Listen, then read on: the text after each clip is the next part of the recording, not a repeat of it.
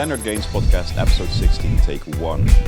Here we go. And as of right now, we have around 200,000 subscribers, listeners, downloads on every single platform. Thank you guys so much. And today, we're going to talk about brand deals. How much is your favorite YouTuber, creator getting paid? How much is Stan getting paid? Exactly. All my numbers exposed. All your numbers exposed. And that's what we're going to talk about. And we're going to do it differently. The dilemmas are now going to be in the podcast, during the podcast. So we're actually going to use it as a question. And basically, that's what I'm going to start with the first one. And that is, what is better, commission-based or fee-based? Commission-based or fee-based, getting paid, basically. Getting paid, yeah, for your content. Fee-based. Fee-based, all right. So maybe first explain the two. Well, fee-based marketing is basically you're just getting paid for the video, and it could be like CPM-based, so cost per mil, so the cost per 1,000 views, which can go from 20, which is very low, to like 30, 35 bucks or even higher. And yeah, you could go around with that. So that is sort of like how much views does the video get, and then you're getting paid. But most of the time it is just, hey, this creator is getting so many views, around 300, 400, 500,000 or a million, and they just have a fixed fee, a fixed number of money that you're getting paid per video. And well, that versus commission-based, and commission-based is, well, you're just getting part of the sales that you're making. And the last one sounds very interesting because, hey, you're part of the everything. It does take you a little bit more sort of time, and actually really just trying to focus on, it's also now your thing, and you want to be sort of separated from, hey, I like this brand, but I don't want to be part of the entire marketing of this brand, and I want to be, no, I just want to be paid for the ad that I'm making and everything that is included with that. At least that's why I would answer that. Also because commission-based, it's a bit, I want to say insecure, because I do really believe in my brand, and I do believe in influencer marketing, which is like one of the biggest marketing, if not the biggest way of marketing right now. For sure. So it will work commission-based, but it's just, no, I can also work with both, but I do need a fixed fee at the beginning. I think if I would think about how it normally works when it comes to ads or advertising or anything, the higher the risk, the higher the potential reward should be. So what I mean with this is, if I would do commission-based, then it's a higher risk for me because I don't know how much I'm going to get paid. But then I would want to have a big upsell. So if it goes well, I get paid much more than if I would do fee-based. Is that the way it works? Influencer marketing is quite young, and this is also, we're going to be talking about brand deals here, also a few different things, but it's going to be mainly about brand deals, brands paying the creator. So I would say that it's either like commission, a lot of creators, especially the big creators, your favorite creator, they're not doing that. At least partly, it's all just fixed, and maybe they get some commission above on top of that, because, well, that's just the deal they got, or the company that they're working with, they really like the company, but the budget is not very high of the company, but they have a few $1,000s to spend, and then they say, all right, let me also get like 10% commission on every sale, because I do think I can make thousands of sales. So that's why it's going to be interesting for me as well. I think that's the way it goes right now, mostly the fee-based and sometimes commission. I think when you're starting out, you don't have a big brand yet. Of course, at that point, commission-based is the only option you basically have, right? All brands will go to you and say, hey, can we even do barter deals? That's how they start. So So a creator gets paid from the beginning, most time with barter deals, which is literally getting like a piece of clothing in exchange for an entire review. If you're starting out, obviously that's very exciting. When, hey, I'm getting I mean, you can say I'm not going to make a video around that, but just getting something for free from a brand that you think is epic, it's hard to say no, especially in the beginning. So that's how that works. But you should always work with commission at least. So if you have 1,000 subscribers and there's a brand coming at you and they're approaching you, hey, would you like to make a video? Always say sure if you really like the brand, but go for commission, because you are worth something. Don't undervalue yourself.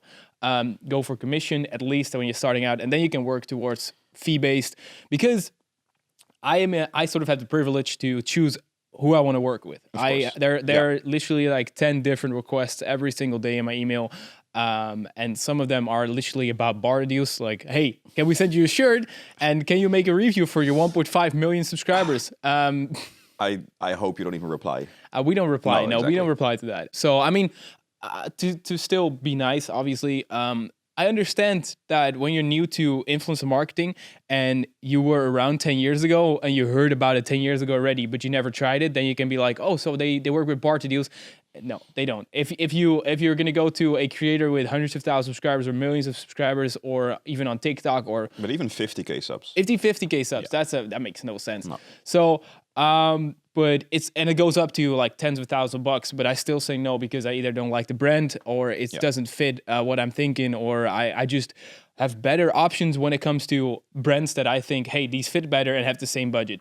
So I have the privilege to choose. So that's a good thing for me. That makes sense. And I think to round this topic off, I'm currently working on a little project. You will be a small part of it, where we're gonna try setting up a new brand on TikTok, YouTube, and everything. And I started by reaching out to big players within that niche to say, hey, can I give an offer to the people who are watching my to-be created content? And that's even possible. So exactly. So you are offering companies, so not like the players, not as in, but you're going towards companies saying, hey, would you like to sponsor me, basically? And I don't even have a brand yet around this, right? So I asked them, hey, I want to be doing, I explained them my tactic. I'm going to be creating this brand and this website around it. You have a cool product. Can I offer a special discount? Plus, can I actually give something away for free, which you normally pay for? And they said yes. So I think that's even before you start, you can already make deals. That's how I started. I started with brand deals by reaching out to 3 companies, of which I think 2 replied. And those were my 2 first brand deals. And they were all commission/barter deal exchanges, just because I was already using the brands and I love them, and that's how I started with my commission. And we explained this in my first like YouTube career pathway, how everything went. And I think that that's a very interesting way to start. Yeah, and I think that ties into our second topic that we have here, which is how do you find the proper deals? And that can be, it can be, hey, as I said, I'm going to make something within this niche. I know this player. I use the software anyway. Let's reach out to them.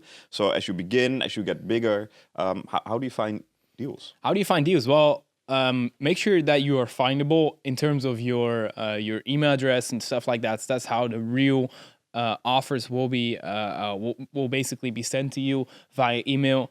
But make sure it's everywhere. So it's in your bio on Instagram, TikTok. It's in your description on YouTube and stuff like that. Yeah. So that's a great way, obviously, so they can reach out to you. Yeah. Or you reach out to the brand you really like, and also have an email set in place. So and text. So not just, hey, can we work together? ? No, it's going to be an entire deal. Like Bob said, and like you did actually, is you said you gave your entire game plan and said, hey, you want to be part of this game plan or not? Yeah. All up to you. We'll be discussing this, and then they have a really easy way of saying, or easy sort of. Obviously, they're going to say yes because, well, there's nothing to lose for them, especially in commission-based stuff. Yeah. And I even got the reply, like, we will even promote your website and your video on our website. Of course, if I actually do what, I made a whole plan and I said, this is what I'm going to do. And so they were really hyped about it and said, yeah, sure. If you're actually going to do this, we'll support you in it. Exactly. So that's a great way to look at it. So that's basically how you get, so you make sure you create content, get found, and also reach out to the brands that you really like. I would say that's a great start. And at some point, they just come rolling in. Yeah, of course. Basically. But that's the second part. Now, when it comes to brand deals, I think it's important, and we've spoken about this, that it fits your brand, your personal brand. How far can you go in there? So, for example, you have a brand around calisthenics. That's the main thing. Where's the line for you? Like, this fits my brand and people don't find it annoying, and this is sort of too much. I would say that as long as I can create something around it creatively that I think, oh, this is going to be something so epic. Yeah. That's why I'm super excited about some collabs. Most of the time I am very excited about collabs or just sponsorships. But sometimes I'm really excited because I'm like, oh, this fits so well for this specific video. So obviously it's per brand. So I could, if you would look at me, you would say, oh, he's going for workout equipment, supplements. Those are the real companies that are interested. But I do have some lifestyle products as well that work really well with certain videos. So really like a 30-day challenge where I wake up at 5 a.m., for example, that was more like a skincare brand in there, which worked. It wouldn't really have, I mean, it works very well if you can integrate it creatively, which I think I can quite well because I have so many fun ideas, because I'm actually going to also promote that brand soon in another video, which is going to be more workout based as well. And I think it's going to be fitting quite well in the way I'm thinking about it. So it all depends in can you integrate it creatively? But I have said no to lots of games that were offering 10 to 20 plus thousand per video, and I just said no because how am I going to even justify this? And I never game myself. So I would only say yes to brands like that if it supports a video ID where I really need the budget to buy something for like 20K to get the even buy a car, for example, for a video and do something fun with that. Then I would say yes to that if there's no other option. Yeah, so then makes sense. and you can also justify that to your audience because otherwise they wouldn't have had that video. Yeah. So that's the way I look at it. And maybe tied into that, there's another dilemma here, and you already sort of answered it, but as a creator, but let's not take you as an example, just the average YouTube or influencer. So would you rather have it completely incorporated in a video where it's just part of the video, or dedicate 20, 30 seconds within the video specifically to the brand, say this is sponsored by this, it's super cool, and then go on with your video? From two aspects, let's first say for the sponsor, what do you think would be best? Ooh, so if the sponsor is sort of just a 30-second, 60-second... But really pitch, like, because there's a lot of videos... that are pitched, yeah. This part of the video is sponsored by... Exactly. Yeah. Or it's going to be... really incorporated within the video, so you use, for example, with the video you had, where you had the what's it called, the heart rate monitor and everything, where it's just part of the video. Oh, it's going to be... It's a very good question. And actually, they are kind of, most of the time, the same, with the same budget. It's just how the creator integrates them and how the brand sort of pitches the idea to the creator itself, as in, yo, we want you to say this. Yep. And I have some brands that I really like, but they are very strict with what they want me to say, which is all right, which is fine. I mean, you're paying, so but I still want my own creative input. And then it's going to be very hard to integrate that most of the time in a line, but I can most of the time still do it. Or versus a really sort of story based, and that's going to be, and then it's just a very natural integration. That's obviously the best for everyone, I think. Yeah. Do you see a difference in click-through rates or in results? Or is it hard to say? It's very hard to say because we can ask those, but I mean, when companies come back, you probably know that it did well. So I would say integrated is probably the best. But they have most time the same budget, so they cost the same. So I would say it's just up to the creator. And if I'm gonna do a video that's about the car, for example, that I buy a 20K car, but there is a game in there, I mean, I could do like really my best to integrate it properly, or I could just say, yo, this part of the video is sponsored by, so I can make this video actually possible. But for workout clothing or stuff like that, I mean, just wear it. You just wear it throughout the entire video. You can do it even better. And during a challenge, you can explain the sponsor. So I was hanging on a bar and explained like the Gymshark sponsor. That was very, very naturally. And that was actually, looking at the statistics, people watch that completely instead of they click away. 20% most time clicks away, and then they come back after the sponsor. You can see that. So looking at statistic, that's a very, very interesting one. That's very interesting. And I think as a consumer of content myself, if I see that there's like a 3, 4, 5 minute long story about an ad, which you sometimes have in podcasts, for example, I'm just going to skip. You can skip 4 or 5 minutes, but it's part of the video. You can't really skip. So you can't really skip it. So I think this sort of maybe differentiates a good content creator versus a not a bad content creator, but just someone that is focused on the video and then just adds that. So and it also depends on the videos, because there are gamers out there that have sponsored videos 3 times a week. If you're going to integrate that every single video, it's going to take so much time and so much. It's going to be crazy. You can just better say to the camera, yo, this video is sponsored by this. Make sure to check it out. I like to integrate it as properly as possible and make it part of the video. Sometimes it's hard to do, and I don't have the time for it, or it's going to be impossible. But most of the time, I really like to do that. So it's really part of the story. All right.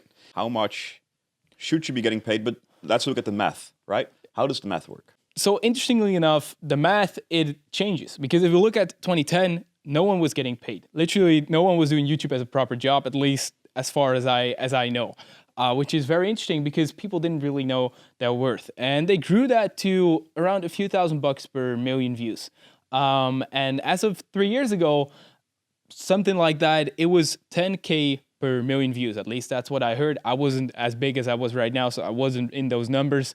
And I definitely didn't know what I was worth, like a lot of other creators and people online.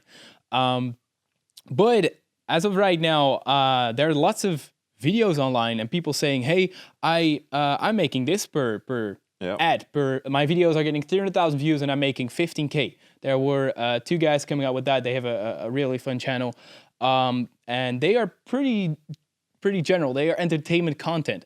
So if you look at the math there, and it is also cost of opportunity, or just the opportunity that is there. Yeah. So they have 300,000 views on average, but they have chances of like growing to 1 million, 2 million. So you're also paying for that. But if you would do the math, then you would say, hey, 15K per 300,000 views, around 45K per million views, which is an insane amount of money, and is not really most of the time how it works, because people pay for that creator because they have the opportunity to get to 1 million views as well. But if we look at the math that we talked about in the beginning, and that was the 20 to 35 bucks CPM, which is cost per mil. So if we look at, let's grab 30, easy number, 30 bucks per 1,000 views. If a creator gets 100,000 views times 100, 3K per video, per integrated ad of 60 seconds. If you look at 1 million views, another 0, 30K per million views. If I would be getting 1 million views. And we're speaking dollars here, right? Yeah, we're speaking dollars here. Although it kind of differs, because I'm just talking very generic right now, because it depends on the type of creator, the niche it's in, and length of videos, and the growth, the potential of the creator. Because if I will be getting 1 million views consistently, I'm not. I am more towards like 500,000, 400,000. That's more my average. If I would be getting 1 million views, I would definitely be asking around 30K. Maybe even more. So that's where this market has grown to, and that's where the 30 CPM is actually coming in quite all right, decent in math. And I think, as you say, of course, it depends on the niche, on the creator, on so many variables. I think that's for every advertising platform and every way of advertising you do. What we saw when we spoke about your YouTube revenue was that the fitness niche is, with $3 quite okay. Normally, if you just look at the RPM, the finance is much higher. Do you think those niches there's sort of the same difference, maybe not as extreme, but when it comes to brand deals? So if the CPM and thus RPM per 1,000 views is higher for fitness, for finance versus fitness or just generic content, 100%. Because that's why I said it was quite generic. If a company is based on stocks, finance, you are worth, let's say, $100 per month. If I look at, for example, ClickFunnels, you're worth $100 per month, and they want to sponsor a creator that makes websites, and they know for sure that he's gonna get at least 1,000 leads from his, 50,000 viewers, for example. Well, that's worth a lot of money. That's worth 100K per month. That's a lot of money. And if they are not willing to go for 100K per month, and they are not willing to pay once 100K for only someone with 50,000, I mean, you need to have the if. So I would say that's a very good conversion rate for someone with 50,000. But if you're really dedicated in a niche, that's what we're talking about right here. So website or finance, because the website niche is always very high because of these monthly subscriptions. Definitely. So companies pay more. Yeah, exactly. Same companies pay more in the fitness world than they do, for example, for even more like for generic content that is entertainment. So let's take a look at some examples. Let's take a look at the favorite creators out there. Let's grab one of the biggest ones, MrBeast. MrBeast is a very, very big creator, and this comes with, obviously a lot of profit and a lot of nice things, but also makes his content quite generic, or at least broad, to a broad audience, which is not niche specific. No one in a niche you can say, oh, that's a niche, the type of people that watch. Literally everyone is watching MrBeast, if it's YouTubers or if it's just people sitting on their couch and just, watching. It's not fitness people. It's no niche. It's also pretty broad age-wise, I think, who's watching him. And literally everyone. So that is very interesting, and there's a lot of potential there, but that means that it's not like the website niche that we just talked about. So let's look at MrBeast. If we go for a 30 CPM there. Well, 30 times. Let's say he gets on average, maybe, I think he works with 20 million views.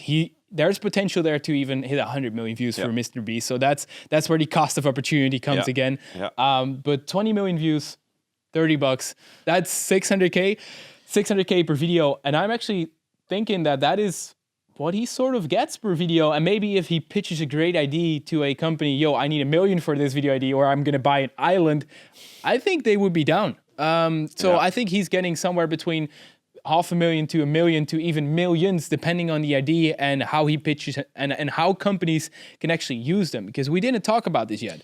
True. How companies can actually use the creator, and depending on what's in the contract, how can companies also promote MrBeast, for example, in their ads online? And they actually do this with, for example, Honey. He needed $1 million for a video where he gave away $1 million, which is crazy.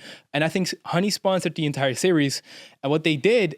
Also, what I've seen when I'm, for example, looking on Social Blade, looking at statistics, I always see like a banner ad of Honey and MrBeast really big in there. So I think they had some deal there. So it wasn't only, for example, the 600K that he was getting for the video series, but he was also maybe getting another 400K for them using him like for a year on advertising or something like that. So they could also pay that off. And that's also how influencers can be getting paid. I actually had an example of a guy on YouTube. YouTube also promotes their own app. Obviously, they also promote their own thing on the internet or just on TV. I think even in the US and I think everywhere on the internet. So they need to use videos that are on YouTube, right? So they need to. This is on our platform, but they actually pay these creators individually for each clips. I thought they just could use that because that was in the contract. Maybe they still can, but they also. They sort of buy them the rights to use them there. So that is a very interesting way. This is not a common way, but influence. There are so many ways of getting paid, and I think that's how certain brand deals are sort of going into existence, which is very, very interesting to me. But staying with MrBeast for a second, so I get why you say it's pretty broad, like his audience. But normally, if I think about marketing, and if I think about influencer marketing or any type of advertising that you do. The bigger the audience becomes doesn't mean that it scales, the price should scale the same way. For example, if you get 100K views, you pay, let's say 3K. Doesn't mean that you always pay 30K for $1 million because it is broader, which means that it's, so how is that when it comes to this? Exactly. So I do think that once the world of influencer marketing is established as, for example, the way other marketing worlds are. Even television. I think, because that's been around for so long, I think that's going to be the case. But I think that lots of companies are still not paying the highest price or the price they sometimes should be for what they're getting in return. So I don't think they are doing the math that in that way. They could be sort of pitching it that way, but I think influencers will be just like, no, then we're not doing it because you're not on my budget. But I think at some point, if it's going to be close, as on TV, because you're also paying for, with brand deals, you're also paying for the, just brand awareness. You're also paying for people getting to know your brand. Even if you break even, there is profit there because people are getting to know your brand. And long term, that could be very beneficial. That's also the thing with TV. And I think at some point, especially for Super Bowl ads and stuff like that, what they do is they don't pay for profit in sales. I think they most of the time pay for getting to know the brand itself, getting awareness, really building a name. And that's why they're really sort of, okay, so we want to break even, so we need to do the math real quick. Companies here online, they look at them as Facebook ads. They want to make a profit. They want to put 30K in and get 100K back. That's what they want. Otherwise, they would only be doing Facebook ads. And also brand awareness and using. So it's all those things.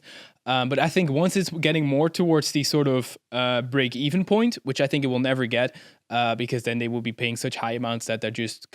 at some point, influencers are going to say yes to lower... Of course. Because why not? Because, for example, like I said, if you like a brand, saying no because they are not offering enough is very hard. I think that's very hard for me to do. I do have a management right now, which is taking care of all that. So that's why I was very bad at negotiating and stuff like that, because I thought, okay, this is a cool idea. Let's do it. I also have a studio to pay now. I need to, let's just get it rolling. Let's just get it, and let's just get it consistently every single video. And I was like, no, come on. I need to get this. I think I'm worth more. And I definitely was. If I look at my management, shout out to my management. So definitely. Yeah, cool. And I think just to to round that off. So yes, they should be looking, and at Super Bowl ads they do this, at the customer lifetime value, which means let's stick with ClickFunnels that you used. So it's $100 a month, and they know on average a person stays this long. Right? Let's say it's a year, so they know every person that says yes is worth 1.2K to us. Yeah.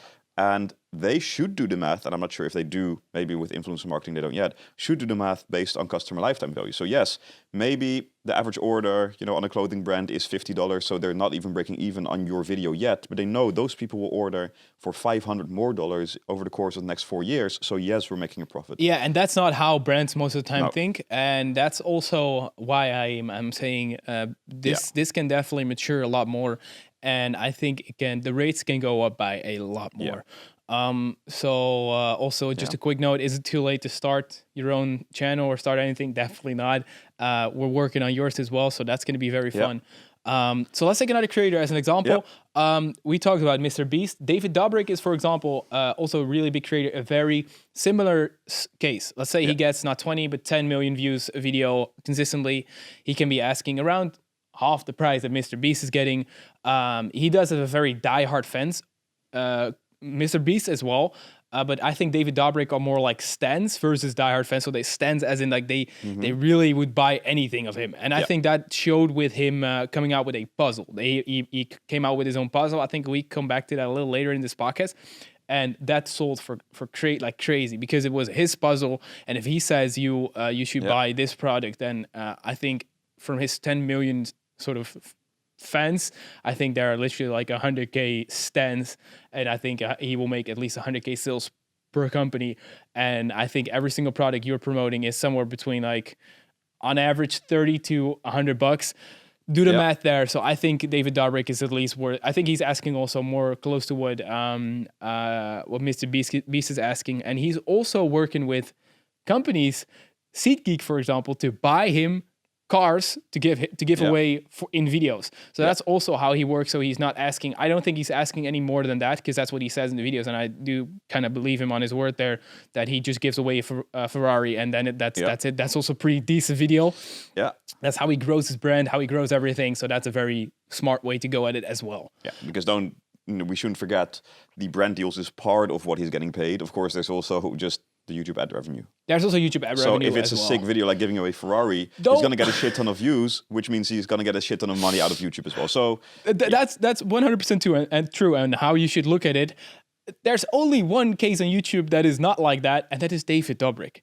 He uses, we talked about this. True. He uses only copyright music and he's earning $0 per video. And I think he just does it because he really believes that's the power of his video. I talked about this in a previous episode. I don't think that's the power of his videos. And I think he should be using copyright-free music. And he's missing out on probably a few million a year. All right, he can probably miss it because, like I said, he's building his brand. He's selling different stuff. Exactly. He has an entire podcast where he does have dedicated brand deals, which he's not using as a budget for his videos, where he is making probably like 100K per episode. So that's pretty nice. So if we look at those more broader topic channels, real entertainment, then that's the way to look at it. Now we're going to go to what you said with the finance niche. If we take a creator there, Stephan, he is killing it in every single aspect. We will be talking about this as well. He is definitely getting paid a lot more, I think, at least he knows his worth. He knows how the influencer world works. So he knows his worth, I think. And he talked about this, that he was getting around 20 to 30K per ad. But this was 2 years ago. So I'm guessing if he does a brand deal, which he doesn't do a lot anymore, I think he will be asking around like 80K or something crazy like that. And he is getting on average 500,000 views. Probably, yeah. So there you go. So he's times 5, 6 what a normal creator would be asking per million views. And it depends, obviously. But I think he will be asking closer to, somewhere between 50 and 80K, which is a crazy amount. And this is just my personal thought. Maybe because he's asking that, he's not doing a lot of brand deals anymore, but also because he doesn't really need it because of commission, which we will come back a little later. And let's take another niche with a sort of nuance. Okay. And that is the fitness niche. That is the niche where I'm in. Yep. And that's also where a lot of people that will be watching this might know him, Igor, for example, which is next workout. He doesn't do a lot of brand deals as well, but let's take him as an example. Getting really high in this niche. There's a really high potential if you do it right for viralness. So you're paying for that as well, which is all right.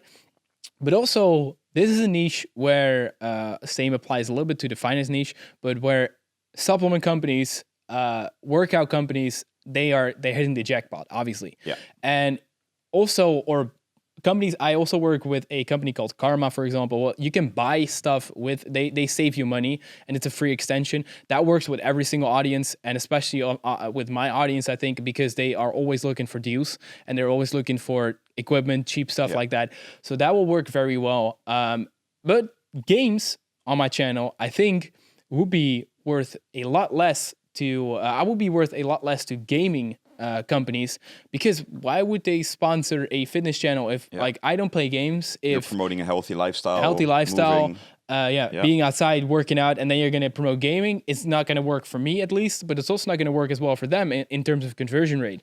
So if you look at me or an Igor, which a lot of people might know here, next workout, we are worth a lot to supplement companies, workout companies.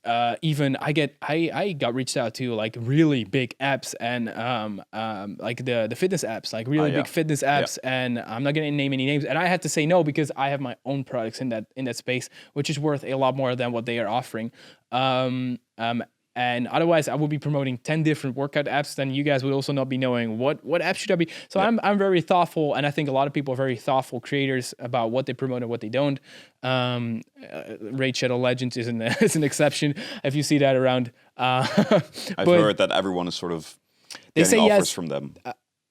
The thing with that is, cool insight here. People might not know how actually brand deals work in terms of how do they get to you. We talked about the emails, right? Yeah. That's how they do it. But companies hire other companies to do the reaching out, and they don't. Raid Shadow Legend doesn't reach out to one company. I think they have set up some sort of affiliate thing where, like, I think at least 1,000 companies in the world are reaching out to creators. So I have gotten Raid Shadow Legends offers from, I think, in the past 2 years, I think I've gotten 50 Raid Shadow Legend emails offering from 2K to 20K, which is crazy. Something like that. I'm not too sure. Don't quote me on these numbers. And there's nothing wrong with like the Raid Shadow Legend. Their way of marketing is genius because it's working very well. Yep. But that's just there's just a thought. But yeah, that's how you could look at like what are your favorite creators worth, basically, or what are their videos worth, and how do companies look at that? And I think we've went through most of the examples. There are definitely some different nuances there, but yeah. So you spoke about getting in management, and I think that's an interesting topic as well. So there's a few things here, and I'm just gonna start with the first question. When should you be getting a management? I think when the emails are getting a hassle to answer. You're not on top of your emails anymore. And also the negotiation part is getting very hard. Also because you're talking from yourself to a company is always 50% less effective as talking as a management to a company, because they know, all right, this is the real deal. And my management is good as in terms of negotiating stuff. If they're not cooperating the way we want to, we're just saying no. Simple as that. Even if there's a lot of money on the table, and that's the way I like to work. Like I want to work on my terms and create my content the way I want to. And also why I took in management is because I want to focus on the content creation part, and I don't want to be in the money part too much and the negotiation part, which is very, very fucked up. Because I'm just gonna say it here, like if you have an idea in mind, sort of depends on how creative the creative mind sort of you are. But if you see a company working together, you have a very fun idea in mind, because that's most of the time what pops up in my mind. Oh, I'm going to integrate it like this. And then they start negotiating for some reason out of the blue, like, yeah, we want to get the rate like 50% of that. Then the entire process is becoming a lot less fun, and you stop creating. So I just want to focus on the creating part, and I just want to hear like, hey, hey, because my management is doing all the work Yep. in terms of negotiating and stuff. And when they've negotiated everything, then they come to me, would you like to do it? So we can even still say no then. So that's how that works. Yeah. So should you get a management, when you're on top of it, and when you're not really on top of it anymore, you should probably getting it. And I would recommend a management that is good as fast as possible. So make sure they're not taking 20% of everything you own. My management is only taking a certain percent of all the deals they create. And you could say, oh, you're losing out on that. No, they're not. I'm not, because they're negotiating more than 20% extra on what I would normally have negotiated on, because I'm not really good at negotiating when it comes. Well, now I would be, because of all the experience I got through them. But they're just doing all the work there. So, and we just say no if companies are not complying with the way we want to work. Yeah. So okay, that makes sense. And here's the second question.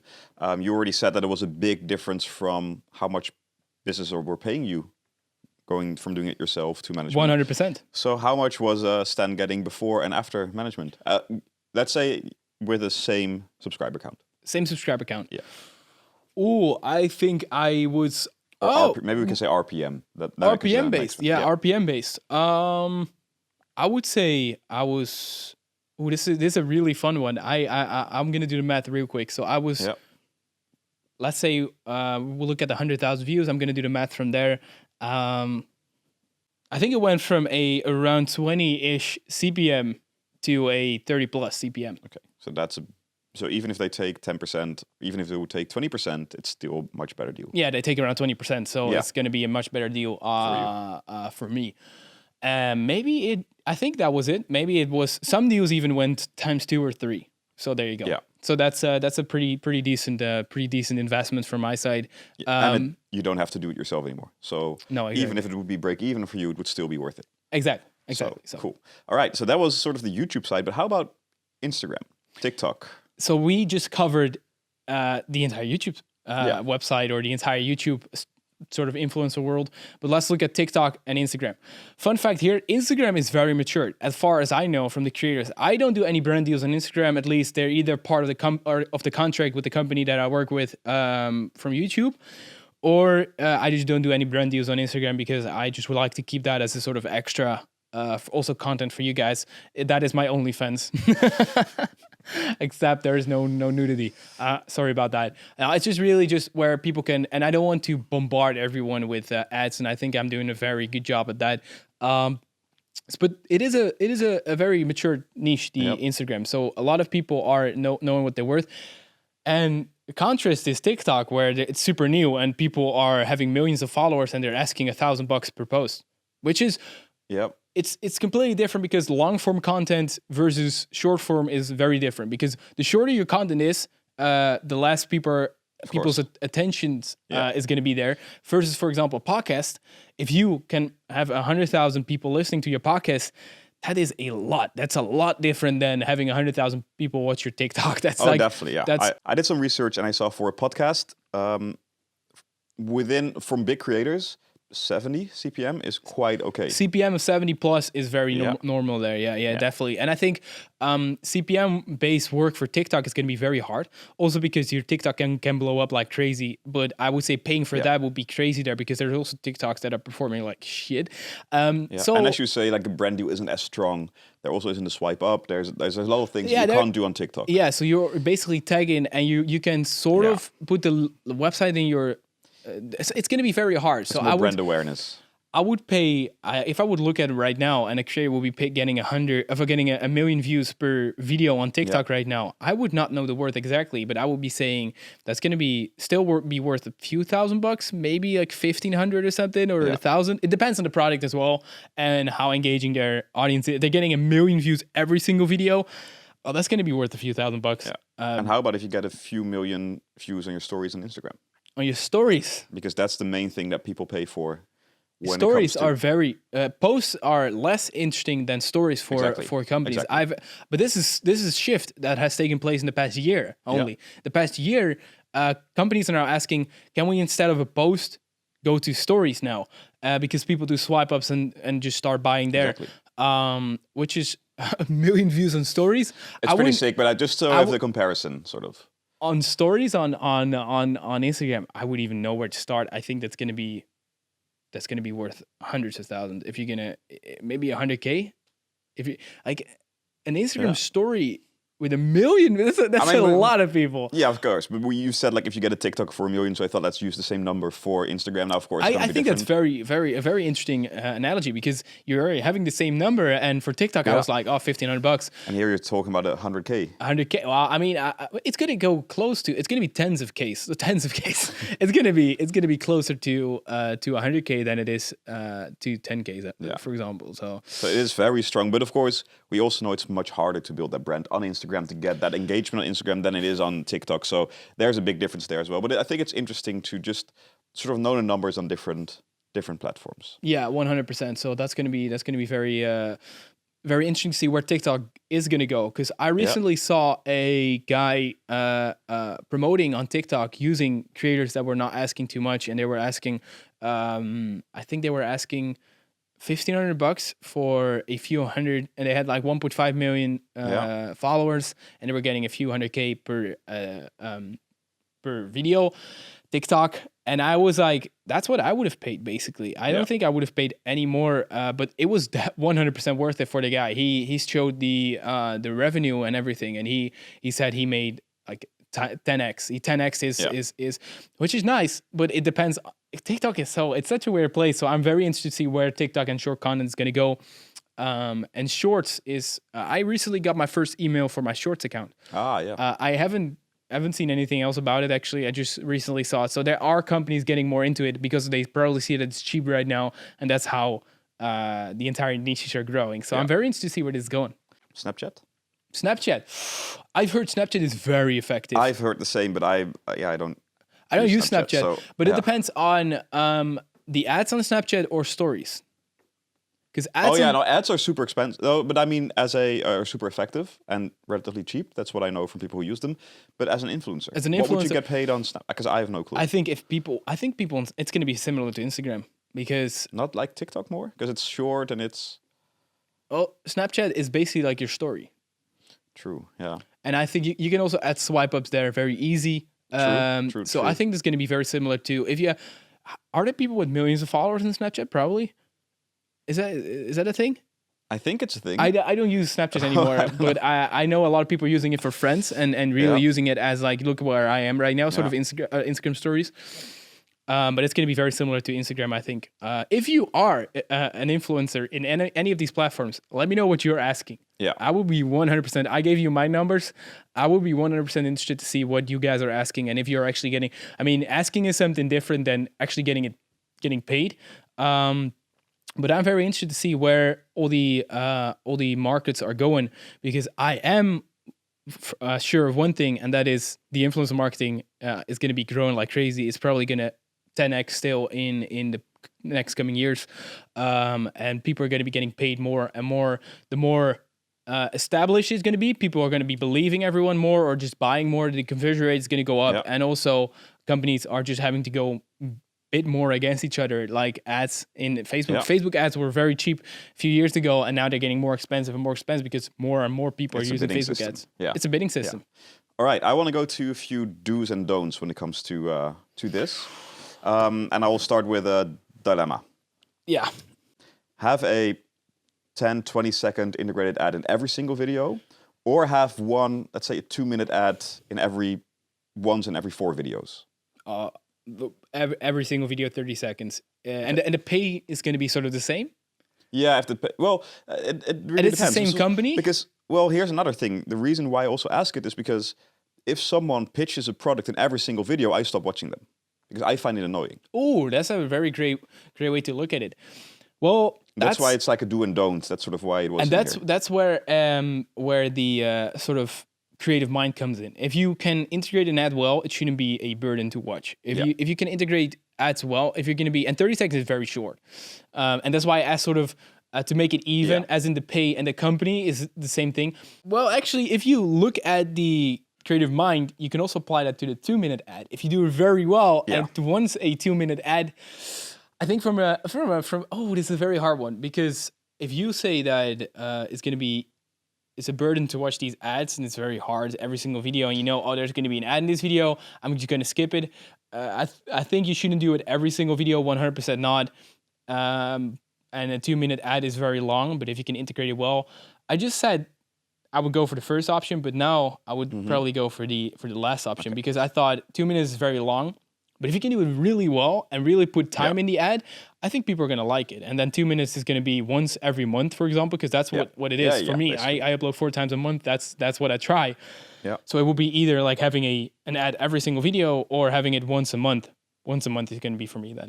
Yeah, I think it makes sense. And it's... Do not disturb the viewer too much. Exactly. I think that is sort of an important, when it comes to do's and don'ts. And then, of course, so basically to sort of summarize that, don't do it every video and make sure it's nicely integrated. Because if it's so much in your face, then it just gets annoying. And I watch people because I enjoy their content and I want to support them. But if I get the feeling that they're only doing it for the money because they keep pushing these ads, and maybe that's just me, but then I start getting a bit annoyed. And then in my mind, the whole value of that whole creator goes down a bit. So yeah, and that makes 100% sense. And I mean, you got to keep in mind that the content you're watching is obviously 100% free. yeah, But yeah, I 100% agree. I would like the viewer satisfaction is the most important thing. And yeah, that's 100% true. So from a standpoint from a advertiser, basically, what would you what's best, to have the ad more in the beginning of the video because there's a lot of people still watching, or have it much later in the video when the people who are still watching are much more engaged? That here is going to be it's not really a dilemma. It's more sort of like what should you be? This is a really good question, and this is where I also think the market can mature a lot more. Companies are going for number one. Yeah. They want it as soon as possible. They would like to have it the first second, and this is where I think they're wrong. Because if you have a video, and for 2 reasons, also because what you said, at the end of the video, people are more engaged, or at least somewhere at a point where it fits. That's what I would say. Course. Not doesn't need to be the end of the video, could be, but I would say at the end of the very end, people are going to skip it. At least the ones that might not be interested, they're going to skip it instantly. Otherwise, they had to have they have to click through it, and most of the time they're like, oh well, let's see what this is about then. And if they know the video has ended, then they're just gone. Then they're just like they're gone. Agreed. So I would say put it somewhere where it really fits, but also for the performance of the video. If I have a great video that is disturbed by an ad because it has to be in the first 2 minutes of the video, what do you think that's going to do with the watch time or the performance of the video?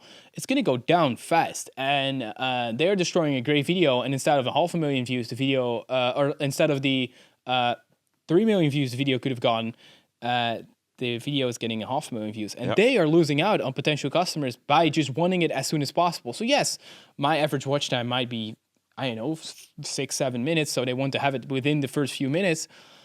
But if the audience if the video performs better, you have more eyeballs on your ads, and it's just a win-win for everyone. And that is where all the companies I work with right now are wrong. All of you. Now, all of them are where I work with, except for my main. So like my Protein and Gymshark, they don't. They are super cool with. But that makes sense, right? Because they are long-term contracts that you have. You wear their clothes. You use their products. They're super chill, and they leave all the creativity to me, so all of it. So that is super. I just want to give a shout out to those companies for that. And most of all the other companies, I'm not going to name any names because again, I'm working with them together and they're amazing companies, but they all have really strict guidelines. It should be within the first few minutes, or it should be within around this time point. I've had one contract where I'm still trying to push it away and this is working most of the time because I'm saying we should definitely put it here because otherwise. And I see it in the analytics. I see it. I'm actually going to send it to them for a new video. Like, yo, this video would have gone at least 1 million more views if you guys would have let me put it not at the 3-minute mark, but at the 5-6 minute mark. I'm 100% sure.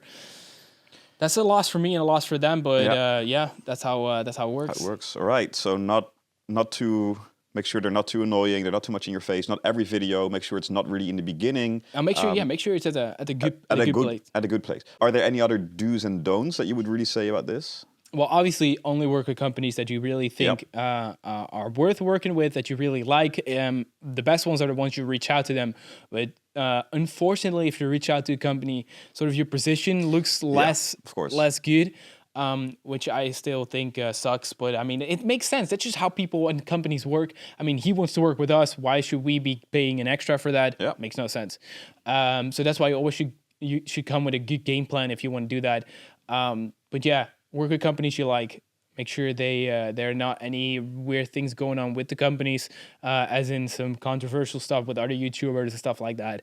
But yeah, that's Okay. Yeah.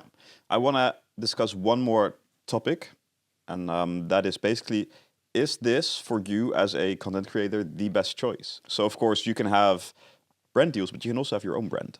We can have brand deals, we can have commission, we can have everything. Yeah. Whatever you want to create, because we are sort of we are business owners and we can business our own things. You know, we can do whatever You already we want. spoke about the puzzles. The puzzles. So indeed, let's get to answer this question. It's always best to build your own brand. And you could probably be making more money, and your favorite creator could probably be making more money if everything he promoted was actually his own brand. But the question is, would he have the time for that? Maybe not. I mean, you're not going to create every single company yourself, so you would have to focus on having your own company and promote that only. And there are creators that are doing that and really doing it really well. So they don't do any sponsorships because they know, oh, this sponsor is going to pay me 10K. But if I'm going to create a really good video around this product that I just launched, I'm going to make 100K instead of 10K. So that's a big difference. So they just skip all the sponsorships. But that's why I have sort of a combination of both. And I'm actually working towards more on my own things. So my own brand, really building that out.